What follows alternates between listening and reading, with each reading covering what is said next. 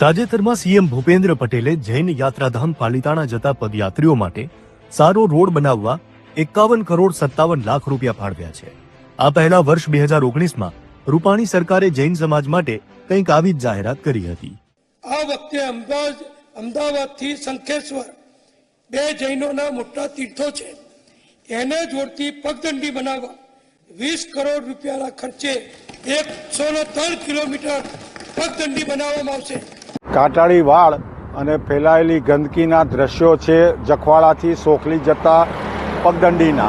2019માં જૈન સાધુ સાધ્વીઓના વિહાર માટે પગદંડી બનાવવા અલગથી બજેટ ફાળવ્યું હતું।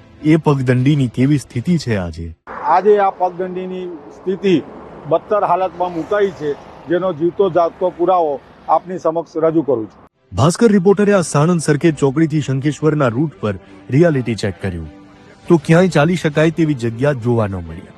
ક્યાંક પગદંડીનું નામો નિશાન નહીં તો ક્યાંક કાંટાળા બાવળની સ્થિતિ છે।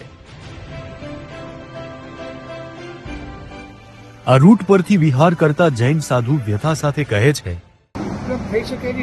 આખો વિડિયો જોવા માટે ડાઉનલોડ કરો દિવ્ય ભાસ્કર એપ।